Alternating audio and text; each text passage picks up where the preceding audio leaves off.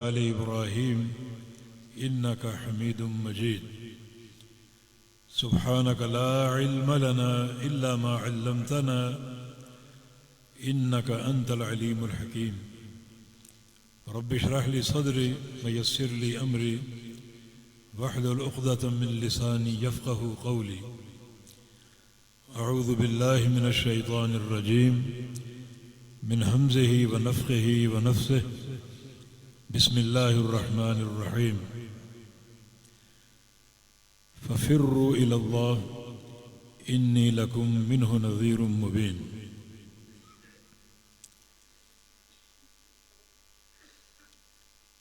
انتہائی قابل قدر اور قابل احترام حضرت الاستاذ شیخ الحدیث مولانا حافظ مسعود عالم حافظہ اللہ تعالی اور اسٹیج پر موجود دیگر علماء کرام اور معزز سامعین حضرات، السلام علیکم ورحمۃ اللہ وبرکاتہ۔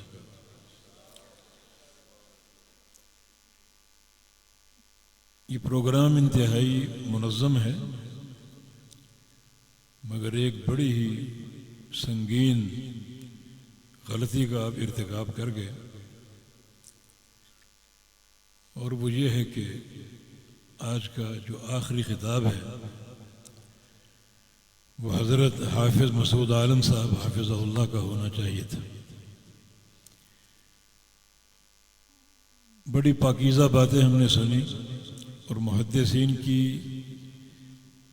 سیرتوں کو علم و عمل کے جس کوزے میں ایک بحر بے کراں کو بند کر دیا، کاش یہی سن کر ہم اپنے گھروں کو لوٹتے اور انہی باتوں پر غور کرتے، اپنے عمل کا حصہ بناتے، تو یقیناً پروگرام کے انعقاد کا مقصد پورا ہو جاتا۔ بڑا ہی اصلاحی اور تربوی آپ کا بیان تھا، اور انتہائی اختصار کے ساتھ بعض محدثین کے حوالوں سے علم و عمل کی ایک بڑی جو ہے وہ ایک وسعت ہمارے سامنے رکھی گئی۔ دعا گو کہ اللہ تعالی ہمیں عمل کی توفیق عطا فرما دے، ہمارے سینوں کو علم نافع سے منور فرما دے، اور ہمیں عمل صالح کی توفیق عطا فرما دے۔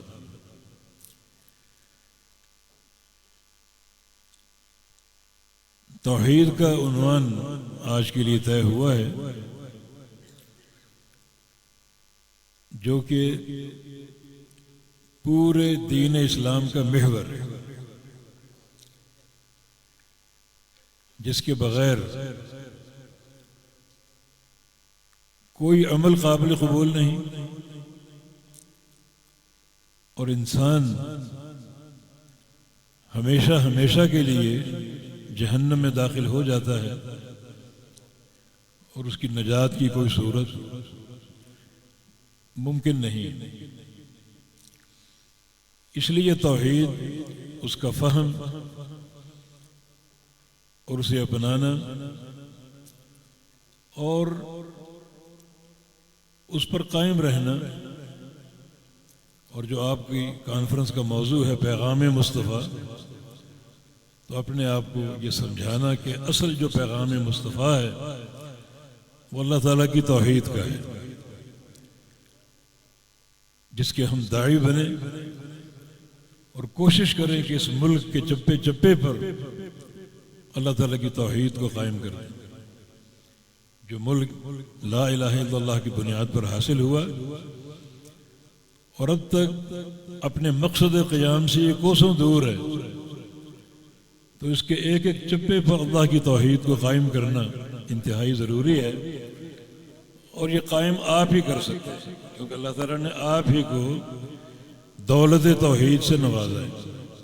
باقی کوئی گروہ، کوئی فرقہ نہ اس کا اہل ہے اور نہ ان کی کوششیں قابل قدر ہوں گی، اللہ رب العزت اقامت توحید کے لیے انبیاء جیسی ہستیوں کو مبعوث فرماتا ہے، تو یہ کام یا تو نبی کا ہے یا اس کا جس کا عمل نبی جیسا ہو، جو اللہ کے پیارے پیغمبر کا متبع ہو اور اس مشن کو سمجھنے والا ہو اور اس مشن کی آبیاری کرنے والا ہو۔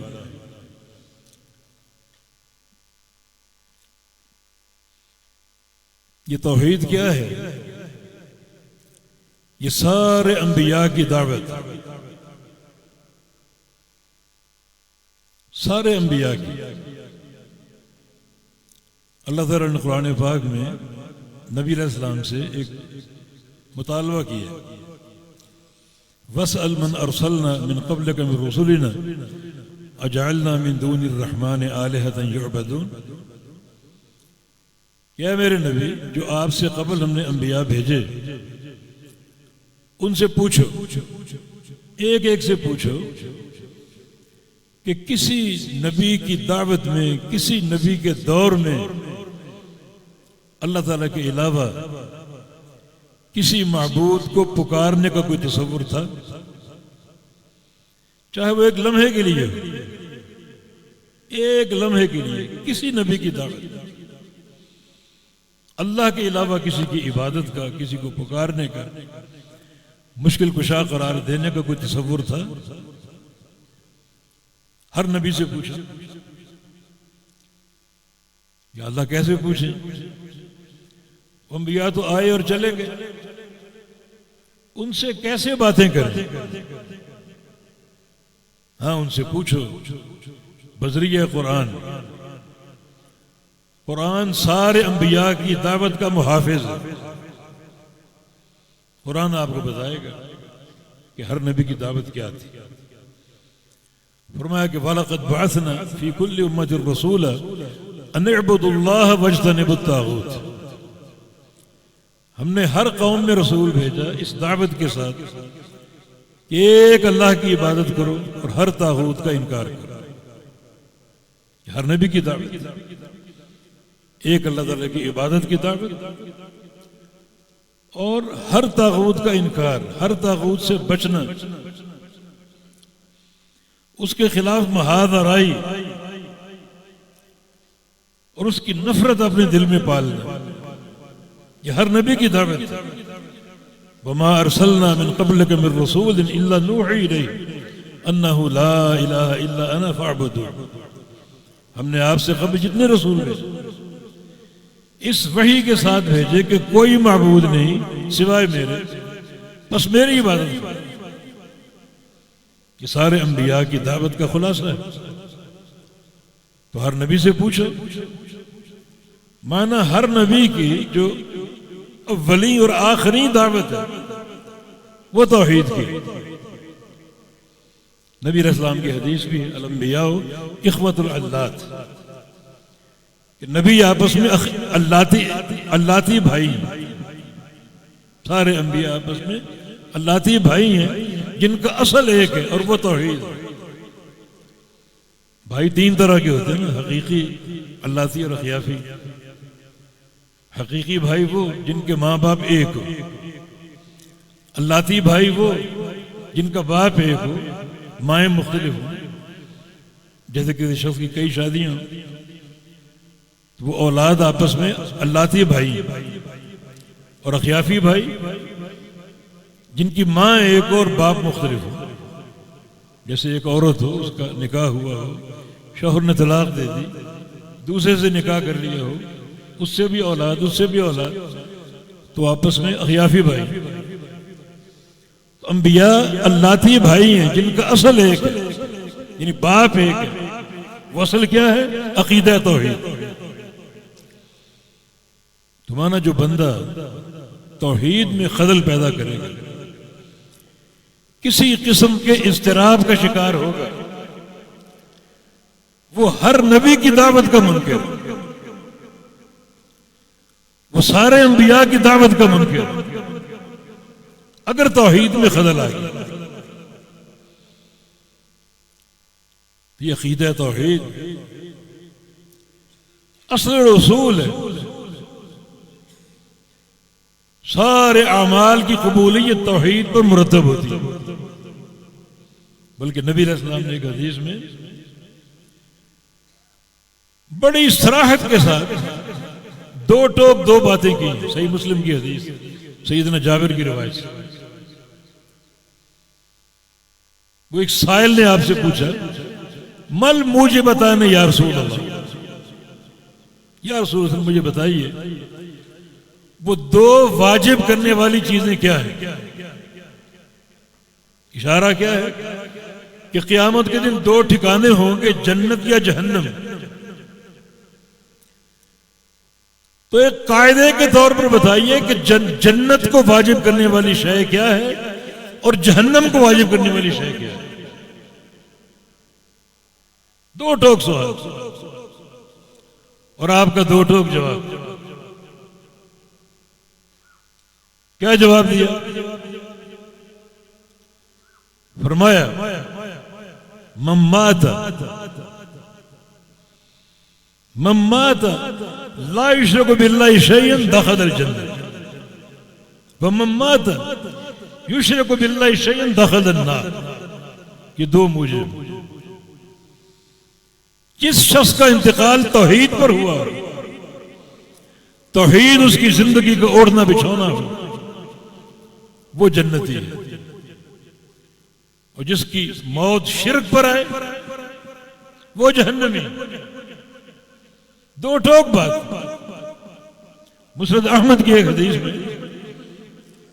حدیث طویل ہے، قصہ طویل ہے، لیکن طوالت کا وقت نہیں. نبی علیہ السلام سے پوچھا گیا کہ ما نجات هذا الامر یا رسول اللہ، یا رسول اللہ صلی اللہ علیہ وسلم نجات کا محور کیا ہے؟ نجات کا محور. یہ بات جناب عثمان غنی رضی اللہ عنہ کو پریشان کر رہی تھی.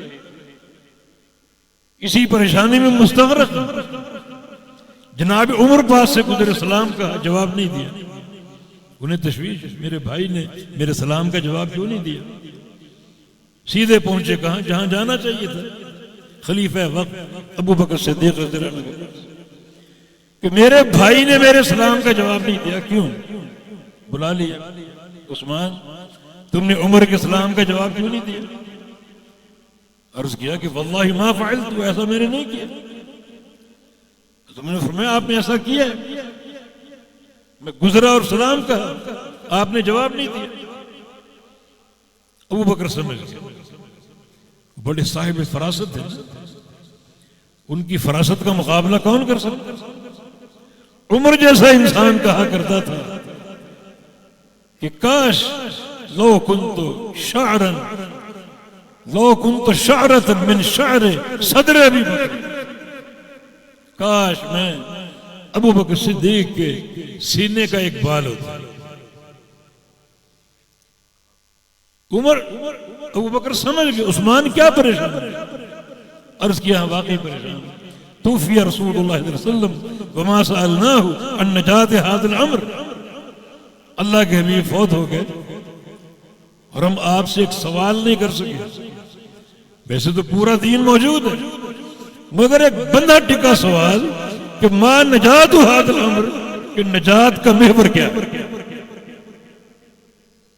وہ کون سی شے ہے جس پر نجات ممکن ہے. اعمال بے شمار ہیں، حج ہے، نمازیں ہیں، روزے ہیں، عمرے ہیں، جہاد ہے، مگر محور نجات کیا ہے؟ یہ سوال نہیں کر سکے. اللہ کے نبی فوت ہو گئے، دنیا سے چلے گئے. تو سیدنا ابو بکر صدیق نے فرمایا کہ ابشر یا عثمان، خوش ہو جائے. یہ سوال میں نے کیا، بڑا خوش ہوئے کہ انت حق بہذا، یہ سوال آپ ہی کر سکتے تھے. بتائیے کیا سوال تھا اور اللہ کے پیغمبر کا کیا جواب تھا؟ فرمایا کہ سوال میں نے یہ کیا کہ ما نجات هذا الامر، محور نجات کیا ہے؟ تو رسول اللہ صلی اللہ علیہ وسلم نے ارشاد فرمایا من قبل منی الکلمۃ التي عرضت على عمی فردها علی فہی له نجات. جس بندے نے وہ کلمہ قبول کر لیا جو میں نے اپنے چچا ابو طالب پر پیش کیا اس نے رد کر دیا، ٹھکرا دیا، اس کلمے کو قبول کرنا یہ نجات کا محور ہے۔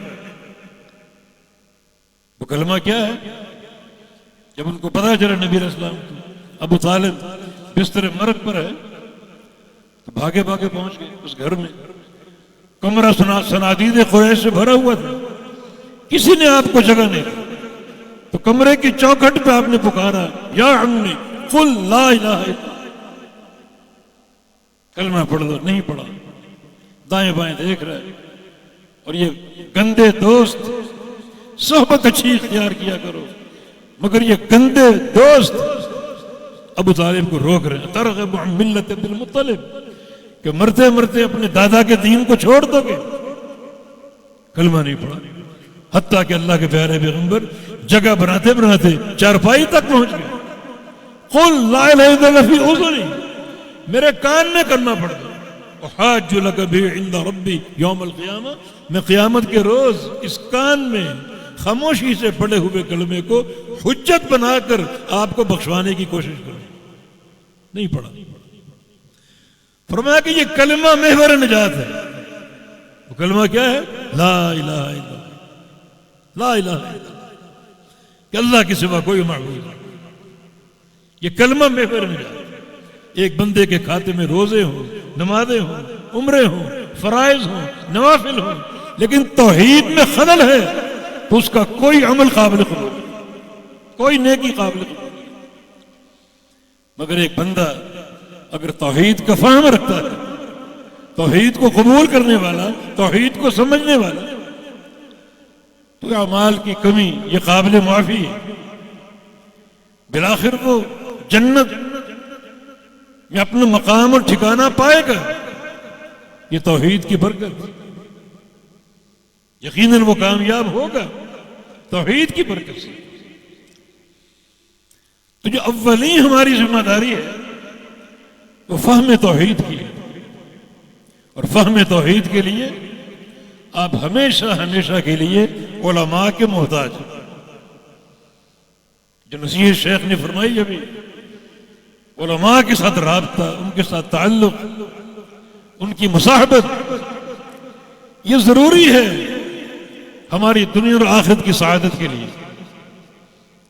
توحید کا فہم، مقصد تخلیق انسانوں اور جنوں کی، وما خلقت الجن والانس الا لیعبدون، مقصد تخلیق ہے اور کامیابی کا محور ہے۔ اس کے بغیر کامیابی ممکن نہیں ہے۔ دنیا کی ترقی، دنیا کا عروج، دنیا کا غلبہ، یہ توحید کی اساس ہے۔ دنیا میں آپ کے حقوق، ایک امام بخاری رحمہ اللہ نے کتاب التوحید اپنی صحیح بخاری کا آخری چیپٹر رکھا، وہ ایک خاص موضوع توحید اسماء و صفات کے تعلق سے۔ اس پورے کتاب التوحید میں امام بخاری رحمہ اللہ نے اللہ تعالیٰ کے اسماء اور اس کی صفات کی توحید بیان کی۔ شروع میں ایک باب قائم کیا، باب دعاء النبی صلی اللہ علیہ وسلم امتہ الی التوحید، کہ نبی علیہ السلام کا اپنی امت کو توحید کی دعوت دینا، یہ باب ہے۔ تم اس باب کی معنویت سمجھ نہ سکے کہ نبی کا تو کام ہے توحید کی دعوت دینا، اس باب کو قائم کرنے کا مقصد کیا ہے؟ جب مختلف شروح کا مطالعہ کیا، اپنے مشائخ سے سنا، یہ بات واضح ہوئی، اصل مقصود امام بخاری کا یہ ہے کہ اللہ کے پیارے پیغمبر نے اپنی امت کو توحید کی دعوت دی ہے، لہذا توحید کے سارے قواعد اور سارے ضوابط آپ نے بیان کر دی ہیں، اور وہی قواعد معتبر ہیں۔ بعد میں بہت سے فرقے آئے، جہمیہ، معتزلہ اور متکلمین، خوارج، روافض، اشاعرہ، ماتریدیہ، اپنے اپنے قواعد لے کر، لیکن پیارے پیغمبر صلی اللہ علیہ وسلم توحید کی دعوت دے چکے، قواعد بیان کر چکے۔ امام بخاری رحمہ اللہ اپنے اس باب کے تحت دو طرح کی حدیثیں، حدیث معاذ بن جبل، دونوں میں ایک کے راوی عبداللہ بن عباس ہیں اور ایک کے معاذ بن جبل، اس میں دو بنیادی باتیں ہیں۔ دو بنیادی باتیں. آپ نے پوچھا معاذ بن جبل سے اتدری ما حق اللہ علی العباد ما حق العباد علی اللہ، کیا تم جانتے ہو اللہ کا بندوں پر کیا حق ہے اور بندوں کا اللہ پر کیا حق ہے؟ عرض کیا کہ اللہ و رسول عالم، کیونکہ دین کا معاملہ تھا. اللہ جانتا ہے اور اس کا رسول جانتا ہے. اللہ کیوں جانتا ہے؟ وہ سب کچھ جانتے ہیں. رسول کیوں جانتا ہے؟ رسول اللہ کا پیغام ان کے پاس آتا ہے، اللہ ان کو دین سکھاتا ہے. یعنی شرعی معاملے میں اللہ و رسول عالم کہا جا سکتا، لیکن کونی اور قدری معاملات میں نہیں. اگر کوئی پوچھے کل بارش ہوگی تو کیا کہو گے؟ اللہ عالم. اللہ و رسول عالم نہیں. رسول نہیں جانتے بارش ہوگی یا نہیں، کوئی نہیں غیب جانتا. یہ غیب کی چابی ہے. مگر تشریعی امور میں اللہ و رسول عالم درست ہے. تو آپ نے کیا بتایا؟ حق اللہ علی العباد ان یعبدوہ ولا یشرکوا بہ شیئا. اللہ کا بندوں پر یہ حق ہے کہ بندے اللہ کی عبادت کریں اور اس کے ساتھ کسی کو شریک نہ ٹھہرائیں. کہ اللہ کا حق بندوں پر، اللہ چاہتا تو اور حقوق بھی لیتا. نعمتیں بے شمار ہے، وَإِن تَعُدُّوا نِعْمَتَ اللَّهِ لَا تُحْصُوهَا، انہیں شمار نہیں کر سکتے. بے شمار نعمتیں دے رکھی. اور اس پر مستضاد یہ ہے لَئِن شَكَرْتُمْ لَأَزِيدَنَّكُمْ، میرا شکر کرو کہ اور دوں گا اور عطا کروں گا. مگر حقوق صرف ایک ہی حق ہے، بلکہ میں کہہ دوں دو حق ہیں. دو حق ہیں. امام بخاری رحمہ اللہ نے اس حدیث کو اسی قاعدے کے لیے دیکھ اللہ کا بندوں پر حق ان یعبدوہ، کہ بندے اللہ کی عبادت کریں. بات کافی تھی. اگلے جملے کی کیا ضرورت ہے؟ ولا یشرکوا بہ شیئا. جب ایک اللہ کی عبادت کرو گے تو شرک خود بخود ختم ہوگی. لیکن شرک نہ کریں، اللہ کی عبادت کریں، شرک نہ کریں. قاعدہ یہ ہے کہ شرک کا سارا باب ان دو ارکان پر قائم ہے، رکن نفی، رکن اثبات. ان یعبدوہ اثبات، ولا یشرکوا بہ شیئا یہ نفی. ایک اللہ کی عبادت کریں اور اس کی عبادت میں کسی کو شریک نہ ٹھہرائیں، کسی کو شیئا یہ تنکیر، یعنی سوئی کے ناکے کے برابر بھی شرک نہ کریں. اب پورا یہ توحید کا باب ہے، ربوبیت ہو، الوہیت ہو، اسماء و صفات ہو، نفی اور اثبات کے ساتھ. تو توحید کے فہم کے لیے ضروری ہے یہ دونوں باتیں آپ کے اندر موجود ہیں، نفی اور اثبات. ایک بندہ اگر صرف اقرار کرے کہ اللہ معبود حق ہے تو اس کا اقرار کافی ہوگا. جب تک عملی عبادت نہ کرے اللہ تعالیٰ، اقرار بھی کر لے، دل سے مان بھی لے، عمل اللہ کی عبادت بھی کر لے، تو اس کی توحید کافی ہوگی نہیں، جب تک سارے معبودان باطلہ کا انکار نہ کرے. کہ توحید صرف اس بات پر نہیں، رکن نفی بھی بڑا اہم ہے، اس میں بھی قوت پیدا کرو. آج ہمارے ایک جماعت ہے، بڑی ان کی تعداد ہے، لوٹے بستر ان کا شعار ہے. وہ کہتے ہیں توحید اس باطن بیان کرو، نفی نہ کرو. بالکل وہی بات جو کفار قریش نے اللہ کے پیارے پیغمبر سے کی. وفد بھیجا کہ چلو سمجھوتا کر لیتے ہیں، کچھ لو اور کچھ دو کی بنیاد پر تنازل اختیار کر لیتے ہیں.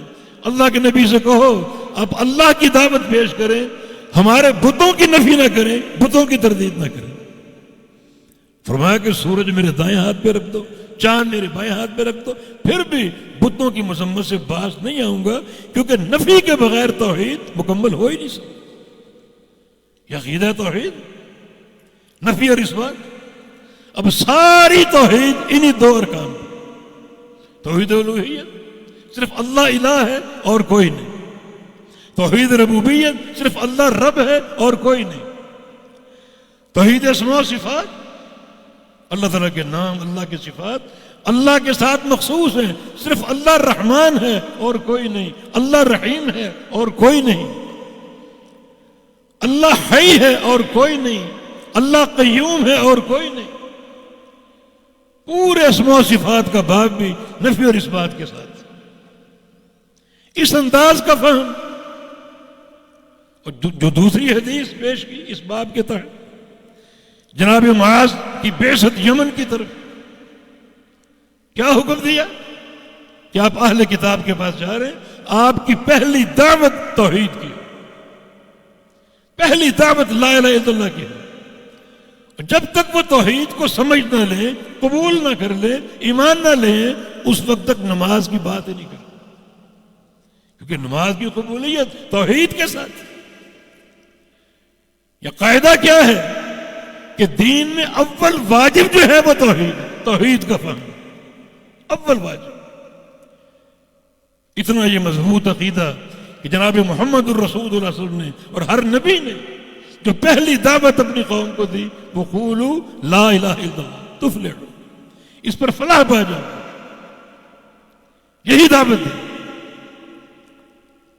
اور نبی علیہ السلام پر ایک وقت گزرا یہ دعوت دیتے دیتے، بلکہ پوری مکی زندگی 3 دعوتوں پر مشتمل تھی: دعوت توحید، دعوت رسالت اور فکر آخرت، دعوت آخرت، قیامت کی دعوت. نماز تو ایک آخر میں فرض ہوئی، لیکن پوری جو مکی زندگی ہے وہ عقیدے سے عبارت، اور سر فہرست جو ہے وہ توحید کی دعوت. اللہ پر ایمان لانے کی جو بنیادی شے ہے وہ اللہ تعالیٰ کی توحید ہے، اللہ کی توحید بنیادی شے.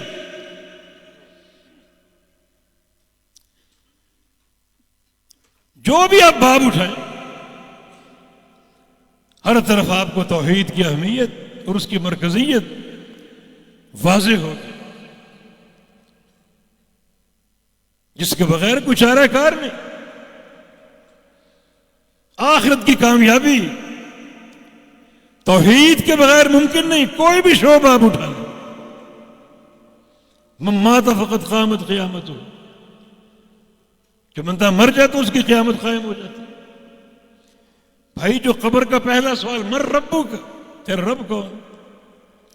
یہ کوئی امتحانی پیپر نہیں آپ رٹا ہوا جواب دے دیں کہ ربی اللہ. اس سوال کے پیچھے اور اس کا جواب دینے کے لیے آپ کی پوری زندگی کی تاریخ ہے کہ پوری زندگی آپ نے رب کس کو مانا، مشکل کشا کس کو مانا، حاجت روا کس کو مانا، عبادت کس کی، شفا کس سے طلب کی، اولاد کس سے طلب کی. پوری زندگی اس سوال کے پیچھے. کوئی امتحانی پرچہ تھوڑی کہ آپ نے مکھی پہ مکھی مار دی، رٹا ہوا جواب دے دیا. یہ جواب دینے کی توفیق اسی کو ملے گی جس نے پوری زندگی ایک اللہ کو اپنا رب مانا. اور جو رب ہوتا ہے وہ معبود ہوتا ہے، وہی رب ہے، وہی معبود ہے، وہی عبادت کے لائق ہے. جو بندہ اللہ تعالیٰ کو رب تو مانتا ہے مگر مختلف شرکاء بھی ہیں، وہ اس کا جواب دے ہی نہیں پائے. جو حدیث میں آتا ہے وہ کہے گا ہاں لا ادری. یہ ہاں کلمہ تعجب ہے، تعجب کا اظہار کر رہا ہے کہ اس کا جواب میں کیوں نہیں دے پا. سوال تو آسان ہے، جواب بھی آسان، مگر اس کا جواب مجھے کیوں نہیں سجائی دے. تعجب کا اظہار کرے ہاں لا ادری. یہ سوال تو بڑا آسان نہیں. یہ قبر کا جو سوال ہے اس کا جواب جو ہے، اس جواب کے پیچھے آپ کی پوری سیرت اور آپ کی پوری تاریخ ہے. پوری زندگی کیا کرتے رہے، کس کو رب مانا، کس کو مشکل کشا مانا، کس کو حاجت روا مانا، کس کی عبادت کی، کس کو پکارا، کس سے حاجات طلب کی، کس سے دعائیں کی. پوری زندگی اس کے پیچھے. اور اللہ اسی کو توحید دے گا جس کی پوری زندگی توحید سے عبارت ہو اور توحید کی عکاسی کرنے والی. اور یہ بڑا اہم مرحلہ ہے. یہاں کی کامیابی ہمیشہ کی کامیابی. من نجا منہ فما بعدہ ایسر ومن لم ینجو فما بعدہ اشد. جو قبر میں کامیاب ہو گیا تو بعد کی زندگی آسان ہی آسان ہوگی، اگلے مرحلے آسان ہی آسان ہوں گے. اور جو قبر میں پھنس گیا، جواب نہ دے سکا، تو بعد کے سارے مرحلے جو وقت گزرے گا مشکل سے مشکل ہوتے جائیں. اخروی کامیابی یعنی توحید پر قائم، عقیدہ توحید پر قائم کہ تیرا رب کون تھا، کس کو رب مانا، کس کو معبود مانا. تو خالی یہ سوال نہیں ہے، اس سوال کا جواب وہی دے سکے گا جس کی پوری زندگی توحید سے عبارت ہو. پوری زندگی. آگے قیامت ہے، قیامت کے مختلف مراحل ہیں، ہر مرحلے کی کامیابی عقیدہ توحید کے ساتھ سارے اولین و آخرین جمع ہوں گے. اللہ تعالیٰ کی طرف سے ایک ندا آئے گی. یہ پہلا صلہ، پہلی جزا جو مرتب ہو رہی ہے میدان محشر میں. این المتحابون بجلالی، یا این المتحابون بی، وہ لوگ کہاں ہیں جو دنیا میں میرے لیے محبت کرتے تھے، جن کا میل جول، جن کی محبت، جن کا تعلق میرے لیے تھا، میری رضا کے لیے تھا، وہ کہاں ہے؟ اعتقادی مسئلہ، اس مسئلے کا نام ہے عقیدہ الولا والبراء. میرے لیے دوستیاں کی، میرے لیے دشمنیاں کی، وہ لوگ کہاں ہیں؟ جن کی دوستی اور عداوت کا مرکز میں تھا، میری ساتھ تھی، وہ کہاں ہیں؟ ان کے لیے کیا ہے؟ دو اعزاز ہیں. لہم منابر من نور یغبطہم النبیون والصدیقون والشہداء. اللہ ہمیں ان میں شامل فرما دے. ان کے لیے نور کے ممبر تیار ہے، نور کے ممبر، جس میدان محشر میں ایک دنیا اپنے سر کے بل چل رہی ہوگی، یہ لوگ نور کے ممبروں پر بیٹھے ہوں. وہ کہاں ہیں؟ نور کے ممبر. اور اتنا اللہ کا قرب کہ یغبطہم النبیون والصدیقون والشہداء، انبیاء، صدیقین اور شہداء انہیں دیکھ کر رشک کر. دوسرا اعزاز کیا ہے؟ الیوم اذلہم تحت ظلی یوم لا ظل الا ظلی. آج میں انہیں اپنے سائے تلے جگہ دوں گا جبکہ پورے میدان محشر میں میرے سائے کے علاوہ کوئی سایہ نہ. بہت سی حدیث سے ثابت ہوتا ہے کہ وہ سایہ اللہ کے عرش کا سایہ، سائے تلے جگہ دوں. یہ پہلی جزا مرتب ہو رہی ہے، پہلا بدلہ خالق کائنات کی طرف سے آ رہا ہے عقیدہ توحید پر.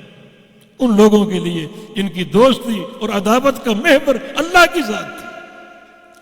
اہم ترین یہ اعتقادی مسئلہ جس کا توحید سے گہرا تعلق ہے، الولا والبراء. اسلام قبول کرنے کے بعد جو پہلی آپ کی ذمہ داری ہے وہ یہی ہے، اپنے تعلقات کو چیک کرو، اپنے تعلقات کو پرکھو. دوستیاں کیسی ہیں، دشمنیاں کیسی ہیں. اب جو کچھ بھی ہوگا اللہ کے لیے ہوگا اور اللہ کے دین کے لیے ہوگا.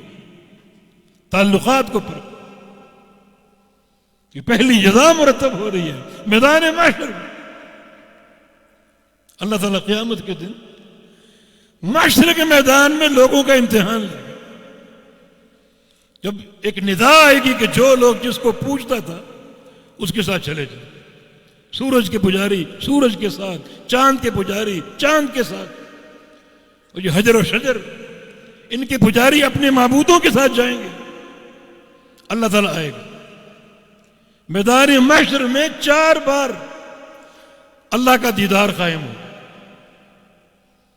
ایک بار اللہ تعالیٰ امتحان لے گا، لوگوں کے پاس آئے گا، اپنا آپ دکھائے گا، لیکن دوسری صورت ہے جو اللہ کی صورت نہیں، اللہ کی صورت نہیں. اب لوگ کہیں گے ہمارا رب یہ نہیں ہے، یہ ہمارا رب نہیں، ہم کھڑے ہیں. ہمارا رب جب آئے گا پھر ہم اس کو پہچان کر اس کے ساتھ جائیں گے. یہ ہمارا رب نہیں. ابن قیم فرماتے ہیں یہ جو لوگ بات کریں گے ہمارا رب نہیں ہے، 2 اسباب اس کے ہو سکتے ہیں. ایک یہ کہ ان کو جو رب کی معرفت حاصل تھی اس کے اسماء و صفات کی روشنی میں اس میں بنیادی قاعدہ لیس کمثلہ شیء، جو عہد الحدیث کا عقیدہ لیس کمثلہ شیء، کہ وہ ذات جو ہمارا رب ہے اس کا کوئی مثل نہیں. اس کی آنکھیں ثابت ہیں، کان ثابت ہیں، اس کا چہرہ ثابت ہے، مگر یہ ساری صفات جو ہیں تشبیہ سے پاک.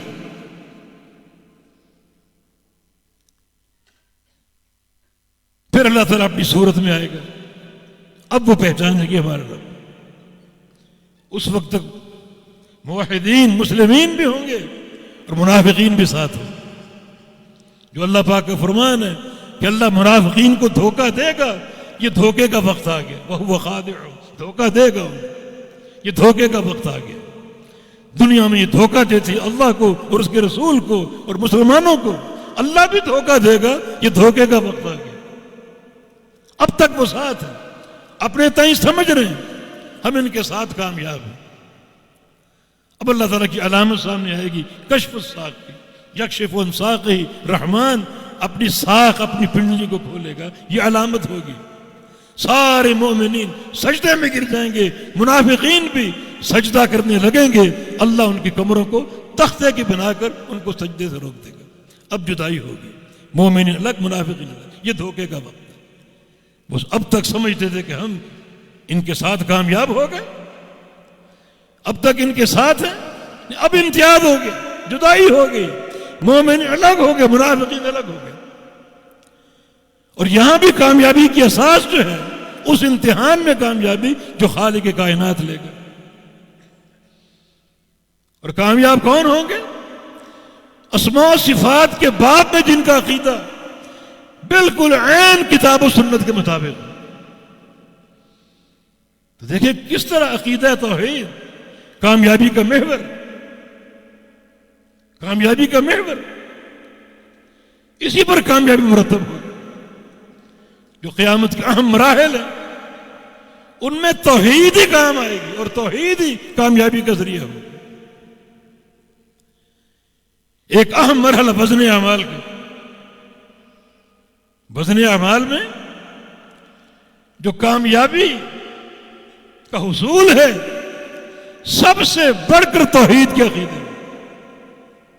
بخاری مسلم کی حدیث ہے، سبحان اللہ نصف المیزان والحمدللہ تملأ.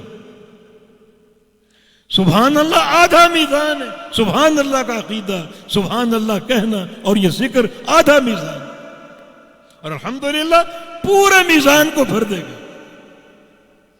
یہ دونوں اذکار توحید کا مظہر، دونوں کی اساس توحید باری تعالی ہے. سبحان اللہ میں تنزیہ ہے اور الحمدللہ میں اس بات، اللہ کے اسماء کا اس بات، اس کی ذات اور اس کی صفات کا اس بات. دونوں چیزیں بندے کے میزان کو بھاری کریں گی. صرف سبحان اللہ آدھا میزان بھر دے گا، الحمدللہ پورا میزان بھر دے گا. یہاں بھی یاد رکھو، خالی اس کلمے کا نطق یا تلفظ میزان کو نہیں بھرے گا. ایک دنیا تسبیح و تحمید کر رہی ہے، سبحان اللہ کہہ رہی ہے، الحمدللہ کہہ رہی ہے، لیکن وہاں بھی یہی بات ہوگی کہ اس سبحان اللہ کے پیچھے آپ کی پوری زندگی دیکھی جائے گی، الحمدللہ کے پیچھے آپ کی پوری زندگی دیکھی جائے گی. کیا آپ کے عقیدے میں رحمان باری تعالی کی پوری تنزیہ ہے یا نہیں؟ اللہ ہر عیب سے محفوظ، ہر عیب سے پاک، ہر نقص سے پاک، ہر کمی سے پاک. اور سب سے بڑی کمی جو ذات باری تعالیٰ کی طرف منسوب کی جاتی ہے وہ اس کا شریک مقرر کرنا. سب سے بڑی اہانت رب تعالیٰ کی، کیونکہ شراکت داری کا نظام یہ کمزوری کو ظاہر کرتا ہے. دنیا میں بھی آپ کسی کو پارٹنر کرتے ہیں، اپنا کاروباری شریک بناتے ہیں کسی کمزوری کی بنا، سرمایہ کی کمی ہے، افرادی قوت کی کمی ہے، تو آپ کسی سے آؤ مل کر یہ کاروبار کر لیں. تو یہ شراکت داری کا نظام اللہ کے شرکاء بنانا، رحمان تعالیٰ کی جناب میں یہ ضعف اور کمزوری کو منسوب کرنا. اگر پوری زندگی آپ اس تنزیہ پر قائم رہیں، وہ ہر عیب سے پاک ہے، ہر شریک سے پاک ہے، وہ اکیلا رحمان احکم الحاکمین، وہ اکیلا خالق اور مالک، کوئی اس کا شریک نہیں. اور اسی قوت کے ساتھ آپ شرک کی نفرت اپنے دل میں بٹھا لو، شرک کی نفرت، شرک کی مذمت اپنے دل میں بٹھا لو. سن لو، اللہ کے میزان میں آپ کے عقیدے کے تعلق سے دو چیزیں تولی جائیں. ایک توحید کا اثبات، توحید کی محبت، دوسرا اسی قوت کے ساتھ شرک کی مذمت اور نفرت. جو صحیح بخاری کی آخری حدیث ہے، کلمتان حبیبتان الرحمن خفیفتان اللسان ثقیلتان فی المیزان، کہ یہ دو کلمے اللہ کے میزان میں بھاری ہوں گے. یہ دو کلمے اللہ کے میزان میں بھاری ہوں گے. کون سے؟ سبحان اللہ اور وہ بحمدہ. سبحان اللہ میں تنزیہ ہے، وہ نقائص سے پاک ہے، وہ بحمدہ ہی میں اللہ تعالیٰ کی ذات کا، صفات کا اور اس کی اسماء کا اثبات. دونوں کلمے اللہ کے میزان میں بھاری ہوں گے. معنی جس طرح الحمدللہ کو تولا جائے گا، بحمدہ ہی کو تولا جائے گا، اسی طرح سبحان اللہ کو بھی تولا جائے گا. بحمدہ ہی میں کیا ہے؟ اللہ کے اسماء و صفات کا اثبات، اور سبحان اللہ میں کیا ہے؟ اللہ کی تنزیہ، اس کا نقائص سے پاک ہونا، اس کا کوئی شریک نہیں. جتنی قوت کے ساتھ اللہ تعالیٰ کے اسماء و صفات کو مانتے ہو، اس پر ایمان رکھتے ہو، اسی قوت کے ساتھ آپ کے دل میں اگر شرک کی نفرت ہوگی، شرک کی مذمت ہوگی، تو اس کو تولا جائے گا اللہ کے میزان. وہ بھی حمد ہی کوئی نہیں بلکہ سبحان اللہ کا بھی وزن ہو، دونوں کو تولا جائے گا، دونوں کا وزن ہو. یہ توحید کی عظمت اور اہمیت کہ کس طرح یہ عقیدہ ان دو ارکان پر قائم ہے، نفی اور اثبات. اور یہ بات اب ہر شعبے میں کر سکتے. ایک ہے اللہ کے پیغمبر کی سنت، اس سے محبت ہو، اور ایک ہے بدعت، اس سے نفرت ہو. جس قوت کے ساتھ سنت سے محبت کرو، اسی قوت کے ساتھ بدعت سے نفرت کرو. قیامت کے دن سنت کی محبت کو بھی تولا جائے گا اور بدعت کی نفرت کو بھی تولا جائے گا. یہ حدیث کی دلیل ہے. سبحان اللہ آدھا میزان ہے اور الحمدللہ پورا میزان. مانا سبحان اللہ کو بھی تولا جائے گا، بحمدہ ہی کو بھی تولا جائے گا، اور دونوں مل کر اللہ کے میزان کو بھریں گے. سبحان اللہ کیا ہے؟ تنزیہ، انکار. اللہ شریک سے پاک ہے. اس شد و مت کے ساتھ آپ ہر شریک کی نفی کریں، ہر شریک کی نفرت اپنے دل میں قائم کریں اور بٹھائیں. اسی قوت کے ساتھ آپ اللہ کی توحید کی محبت رکھیں تو اللہ کے میزان میں دونوں چیزوں کو تولا جائے گا، اور یہ دو چیزیں مل کر اللہ کے میزان کو بھر دیں گی. توحید کی عظمت، یہ دونوں چیزیں مل کر میزان بھر جائے گا. اور میزان کے تصور سے آپ کے ذہن میں کیا آتا ہے؟ آپ کی دکان کا ترازو. وہ میزان ایسا ہوگا، ساتوں آسمان اور ان کی مخلوق اور ساتوں زمینیں اور ان کی مخلوق اللہ کے میزان کے ایک پلڑے میں ڈال دو، سما جائیں. اتنا بڑا میزان. تبھی تو فرشتوں نے جب میزان کو دیکھا تعجب کیا. وہ جانتے تھے کچھ بندوں کی نیکیاں اس میزان کو بھر دیں گی. تو تعجباً پوچھا اللہ تعالیٰ نے، یا اللہ بھلا کس کی نیکیاں اس میزان کو بھریں؟ اتنا بڑا میزان یہ کیسے بھر سکتے؟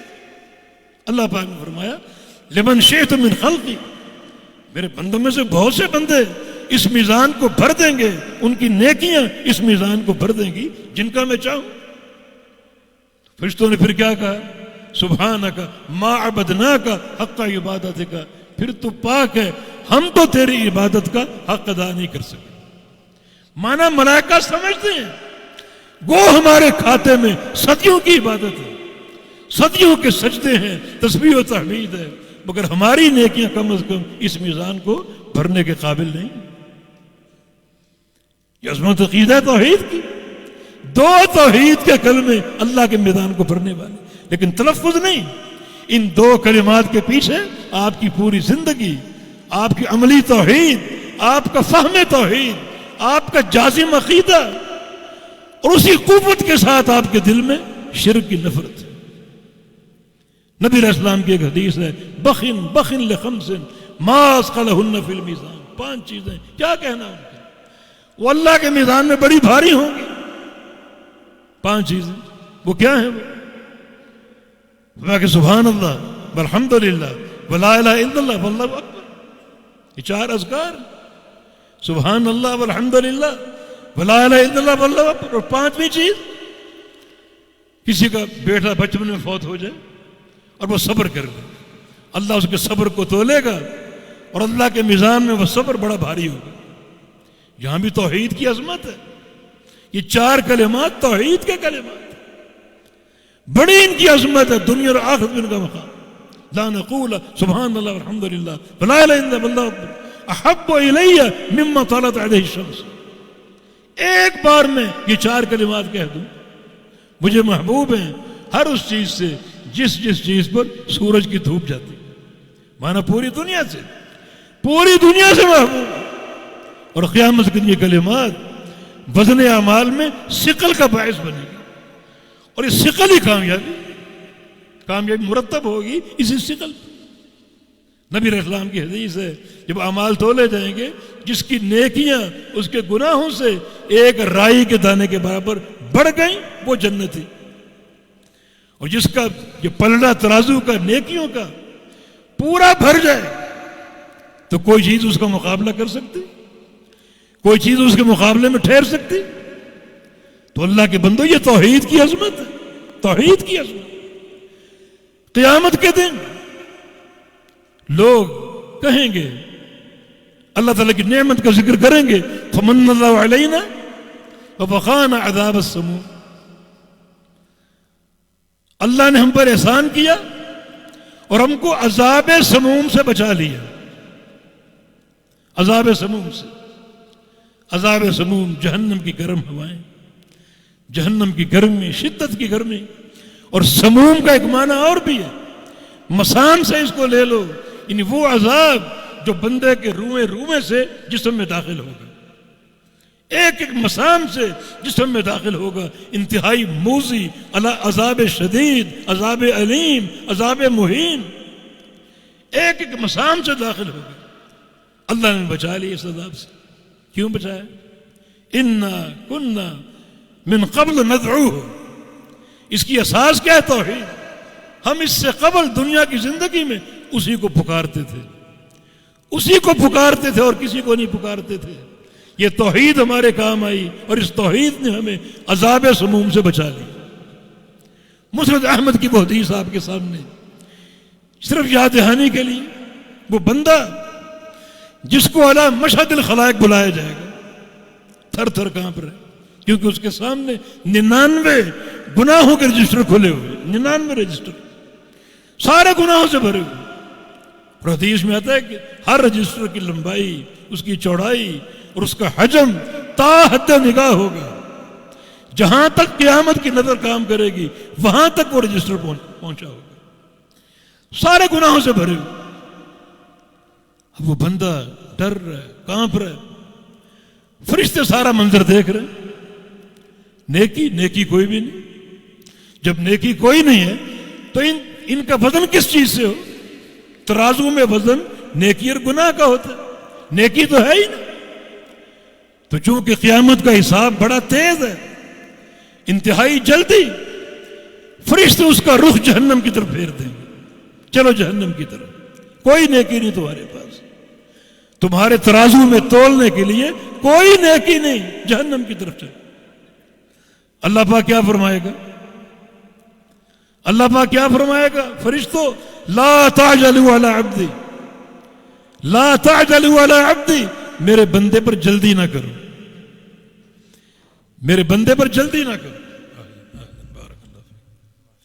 لا تعجلوا علی عبدی، میرے بندے پر جلدی نہ کرو، بلا ان لہ عندی حسنہ، اس کی ایک نیکی میرے پاس ہے، جلدی نہ کرو، واپس لے کر آؤ اس کو، اس کی ایک نیکی میرے پاس ہے۔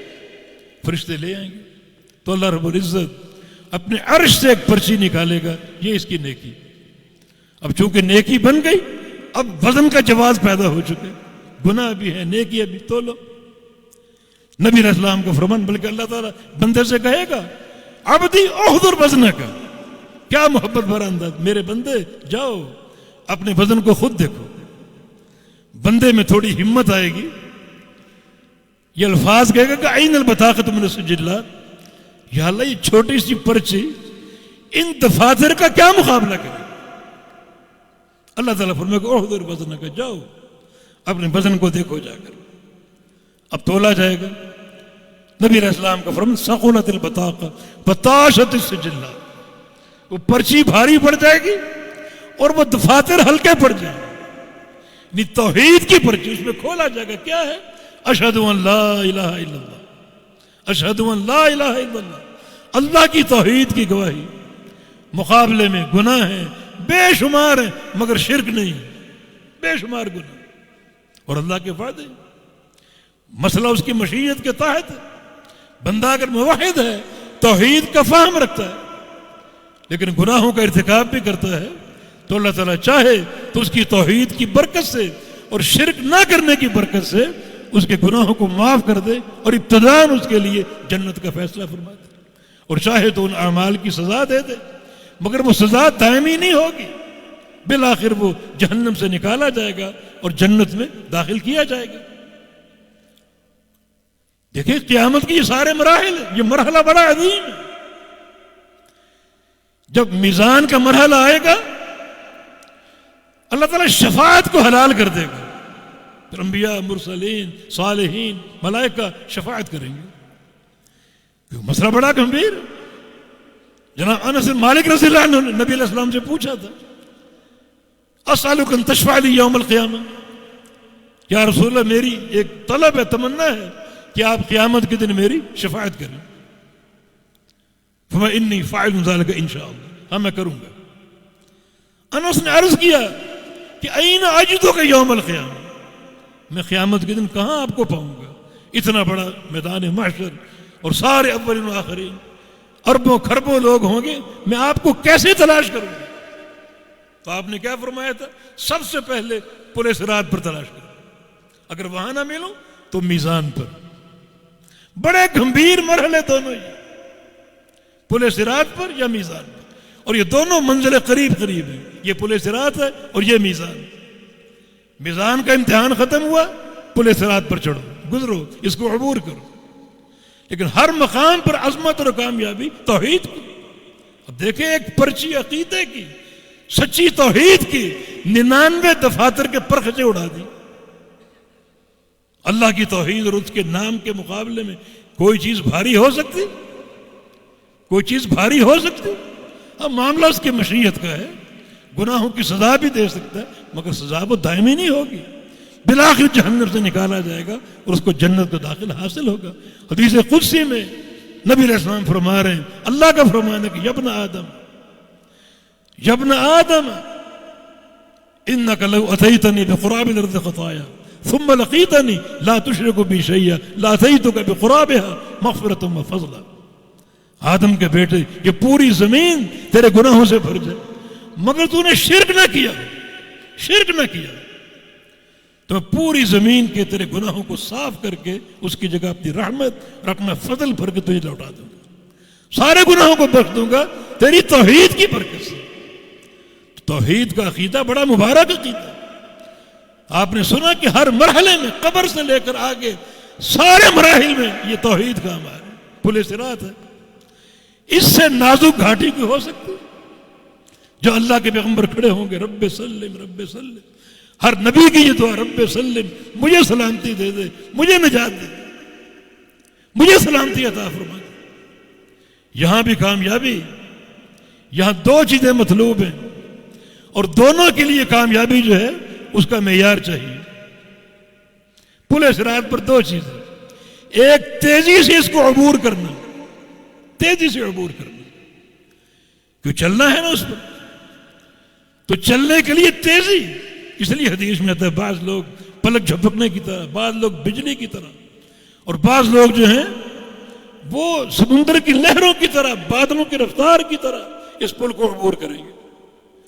اور کئی لوگ ایسے ہوں گے جو قدم رکھیں گے ان میں کھڑے ہونے کی طاقت نہیں ہوگی، جیسے بچہ چلتا ہے زمین پر اس انداز سے چلیں گے، اور پل صراط پر پھسلن ہوگی، مسلقۃ ان کے الفاظ صحیح بخاری میں، قدموں کو استقرار نہیں ملے گا، پھسلن ہوگی۔ یہ دو چیزیں، اب قدموں کو بچانا ہے پھسلن سے، اور رفتار کی تیزی، یہ دو چیزیں مطلوب۔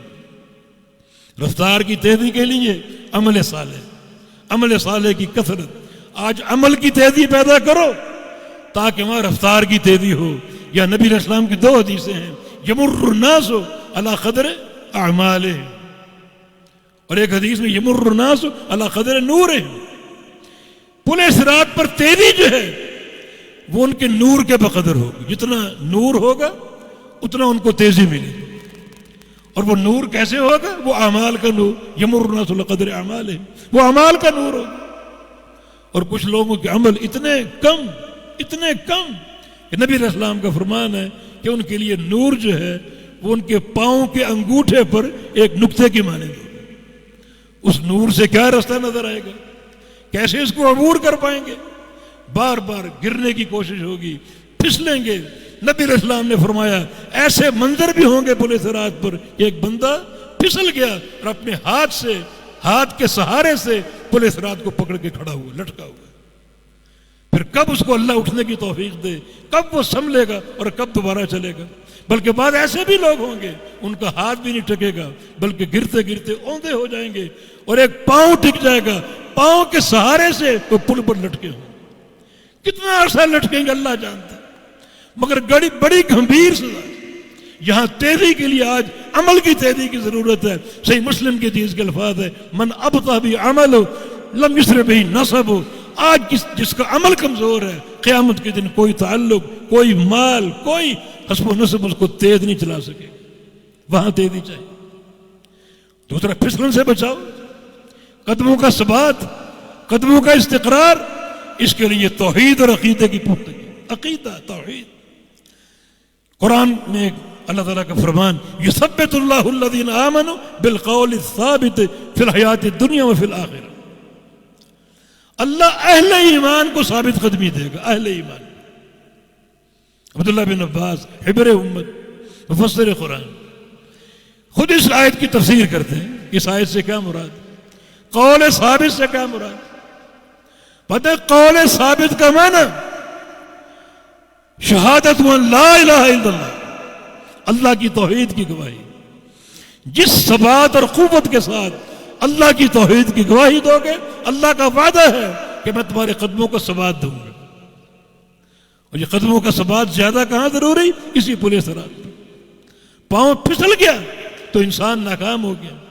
پاؤں اگر جمع ہوا ہے، اس کو ثبات اور استقرار حاصل ہے، وہ انسان کی کامیابی اس کے لیے۔ تو قدموں کا استقرار جو ہے قول ثابت کی برکت سے، اور قول ثابت جو ہے وہ لا الہ الا اللہ کی گواہی اور شہادت۔ تو دیکھیں جتنے مراحل ہیں وہاں کامیابی کی اساس جو ہے وہ توحید ہے۔ قیامت کی سب سے بڑی نعمت کیا ہے؟ اللہ کا دیدار، اللہ تعالیٰ کی زیارت۔ وجوہ یومئذ ناظرہ الی ربہا ناظرہ، چہرے اللہ کو دیکھیں گے، اللہ کا دیدار کریں گے۔ نبی علیہ السلام کا فرمان ہے اللہ رب العزت کا دیدار جنت میں 2 بار ہوگا، اور میدان محشر میں اللہ کا دیدار ہوگا بندوں کے امتحان کے لیے۔ ابھی آپ تفصیل سن چکے، 2 بار جنت میں ہوگا۔ اللہ ہم سب کو اپنا دیدار عطا فرما دے، بار بار یہ دیدار عطا فرما دے۔ اس کو دیکھنے کا شوق ہے، اس کی زیارت اور دیدار کا شوق ہے کہ وہ رب، وہ ذات جو ہمارا خالق اور مالک ہے، دنیا بنائی اور لوگ اس کی عبادت کر رہے ہیں، شہید اپنے گلے کٹوا رہے ہیں، راتوں کے نمازی سجدے کر رہے ہیں، روزے رکھے جا رہے ہیں، حج بیت اللہ کیا جا رہا ہے، اس کے نام کا ڈنکا ہے، اس کا چہرہ دیکھا جائے۔ بہت بڑی نعمت ہے، ان قیامت کی نعمتوں میں سب سے بڑی نعمت ہے۔ 2 طرح کی حدیثیں، ایک حدیث میں اللہ کے نبی کا فرمان ہے ینسون نعیم الجنہ ما داموا ينظرون الیہ، جب تک جنتی اللہ کو دیکھیں گے، دیکھ رہے ہوں گے، اس وقت تک جنتی اللہ تعالیٰ کی جنت کی تمام نعمتوں کو بھول جائیں گے، تمام نعمتوں کو بھول جائیں گے۔ اپنی حوریں، اپنے محلات، یہ نہریں اور یہ میوے، ہر چیز بھول جائیں گے جب تک اللہ کا دیدار قائم ہو۔ اور ایک حدیث میں لا یلتفتون الی شیء من نعیم الجنہ ما داموا ينظرون الیہ، جب تک اللہ کا دیدار ہوگا جنتی جنت کی کسی نعمت کو جھانک کر بھی نہیں دیکھیں۔ یہاں بھی عقیدہ توحید اساس ہے۔ قرآن پاک کی ایک آیت وَلِلَّذِينَ أَحْسَنُوا الْحُسْنَى، اس کی تفسیر عبداللہ بن عباس نے فرمائی، للذین احسنوا اے قالوا لا الہ الا اللہ، الحسنى اے الجنہ، وزیادہ اے الرؤیۃ علی وجہ رب تبارک و تعالی، کہ جو لوگ لا الہ الا اللہ پڑھیں، توحید کا اقرار کریں، ان کے لیے جنت اور کچھ اور بھی، وہ اور کیا ہے؟ وہ اللہ کا دیدار۔ تو اللہ کا دیدار، اس کی زیارت، اس کی اساس عقیدہ توحید، اساس اس کی عقیدہ توحید۔ جتنے مراحل ہیں آپ دیکھتے جائیں، ہر مرحلے میں کامیابی توحید پر قائم ہے۔ تو آئیے توحید کے فہم کی طرف، لا الہ الا اللہ کے فہم کی طرف، جو ہم نے بات جہاں سے شروع کی، نفیاً و اثباتاً، توحید کے ارکان کو پورا کر کے، اور ہم نے عرض کیا کہ توحید کے فہم کے لیے آپ ہمیشہ علماء کے محتاج ہیں، ہمیشہ علماء کے محتاج ہیں۔ یہ وہ طبقہ ہے، وہ جماعت ہے جس کو اللہ تعالیٰ نے عامۃ الناس آپ کے لیے پیدا کیا ہے، تاکہ ان سے آپ سیکھیں، علم حاصل کریں، توحید کو سمجھیں، توحید کا ادراک کریں اور توحید کی معرفت لیں۔ علماء، ان سے دوری دین کے لیے خطرناک ہے، بلکہ ان کی عداوت انتہائی خطرناک ہے، بلکہ ان کی غیبت اس سے بھی بڑھ کر خطرناک ہے۔ حدیث قدسی میں رسول اللہ صلی اللہ علیہ وسلم کا فرمان ہے، اللہ فرماتا ہے من عادى لي وليا فقد آذنته بالحرب، جو بندہ میرے کسی دوست، میرے کسی ولی سے عداوت قائم کرے گا، اس سے میرا اعلان جنگ ہے، میرا اعلان جنگ۔ امام شافعی رحمہ اللہ کا قول ہے ان لم يكن الفقيه وليا فليس لله ولي، اگر اس زمین کی پشت پر ایک عالم دین اللہ کا ولی نہیں ہے تو پھر کوئی اللہ کا ولی نہیں۔ ایک عالم دین اس حقیقی دوستی اور ولایت کا مستحق ہے، تو ان سے رابطہ ہو، ان سے تعلق ہو۔ سفیان ثوری کا قول ہے لو کان الفقیہ علی راس جبل لکان هو الجماعہ، اگر ایک عالم دین پہاڑ کی چوٹی پر بیٹھا ہو، وہ ہمالیہ پہاڑ کیوں نہ، وہ آپ کا مرجع ہے، روزانہ اس کے پاس جاؤ، پہاڑ پہ چڑھو، اس سے ملاقات کرو، اس سے دین سیکھو، عقیدہ سیکھو، اس سے علم لو۔ چڑھنا بھی تکلیف دے، اترنا بھی تکلیف دے، لیکن دین کے حصول کے لیے ضرور ایسا کام کرو۔ ابن قیم فرماتے ہیں جس شہر میں عالم دین نہ ہو، اس شہر کے لوگوں پر ہجرت کرنا فرض ہو جاتا ہے۔ یہ ضرورت ہے ہماری علماء سے صحبت، ان کا تعلق، ان سے دین لینا، دین کا فہم۔ قرآن کریم کی آیت ہم نے پڑھی ففروا الی اللہ، ففروا الی اللہ، بھاگو اللہ کی طرف، دوڑو اللہ کی طرف، دوڑو۔ ایک محدث گزرے ہیں سہل بن عبداللہ تستری رحمہ اللہ، بہت بڑے عالم بھی تھے، زاہد بھی تھے، اور بڑے ہی عبادت گزار تھے۔ وہ اس کی تفسیر کرتے ہیں ففروا الی اللہ، دوڑو اللہ کی طرف، معنی فروا مما سوى اللہ الی اللہ، ہر غیر اللہ کو چھوڑ دو، ہر غیر اللہ، جتنے یہ بت اور یہ الہ لوگوں نے بنا رکھے ہیں، سارے معبودان باطلہ، سب کو چھوڑ دو، عبادت کے اعتبار سے، اطاعت کے اعتبار سے سب کو چھوڑ دو اور بھاگو کس کی طرف؟ الی اللہ، اللہ کی طرف۔ یہ تمہارے لیے بچاؤ کی اساس ہے۔ ولا تجعلوا مع اللہ الہا آخر، آگے فرمایا کیسے بھاگو، کیا لے کر بھاگو؟ اللہ کے ساتھ کوئی شریک نہ بناؤ، اس کی توحید کو اختیار کرو اور اس کی توحید کو اپنا لو۔ کامیابی کا محور ہے۔ نبی علیہ السلام نے ایک اعلان بار بار کروایا، بار بار کروایا، بخاری مسلم کی حدیث میں وہ بار بار کے مقامات مذکور ہیں۔ حجۃ الوداع کے موقع پر آپ نے خطبہ دیا اور الفاظ کہے، پھر بعض صحابہ کو بھیجا، اوس ابن حدثان کا ذکر آتا ہے اور جناب مالک بن حویرث کا ذکر آتا ہے کہ جاؤ جا کر یہ اعلان کرو۔ جناب بلال حبشی کا ذکر آتا ہے اور یہ اعلان جو ہے وہ عام خیبر تھا۔ جناب علی کا ذکر آتا ہے، یعنی جنگ حنین یا تبوک کے موقع پر یہ اعلان کرو، اعلان کرو، اور خود آپ نے بھی حجۃ الوداع کے خطبے میں یہ بات کہی کہ لا يدخل الجنت الا مؤمن، بس یہ قاعدہ نوٹ کر لو، جنت میں صرف مومن جائے گا، صرف مومن۔ اور مومن کیا ہے؟ مومن کی بنیاد کیا ہے؟ صحیح بخاری کی حدیث، یہ وفد عبد القیس والی، وہ آیا تھا نبی علیہ السلام سے دین سیکھنے، اسلام قبول کیا، قصہ معروف ہے۔ ان لوگوں نے کیا کہا؟ یا رسول اللہ صلی اللہ علیہ وسلم، ہمارے اور آپ کے بیچ قبیلہ مضر حائل ہمیں تنگ کرتا ہے، ہم آ نہیں سکتے، ہم آئیں ہم پر حملہ کرتا ہے، ہمیں نقصان پہنچاتا ہے، سوائے رجب کے مہینے کہ اس کا وہ احترام کرتے ہیں، رجب میں آ سکتے ہیں، اب آئے ہیں لوٹ جائیں گے پھر 1 سال تک آپ کے پاس نہیں آ سکیں. اب آپ نے کیا کرنا ہے؟ فَمُرْنَا بِأَمْرٍ فَصْلٍ، ہمیں کوئی فیصلہ کن بات بتائیں، فیصلہ کن بات. نَدْخُلْ بِهِ الْجَنَّةَ وَنُخْبِرْ بِهِ مَنْ وَرَاءَنَا، وہ بات کیسی ہو؟ ایسی بات ہو جس کو لے کر ہم جنت میں داخل ہو سکیں. اور کیسی بات ہو؟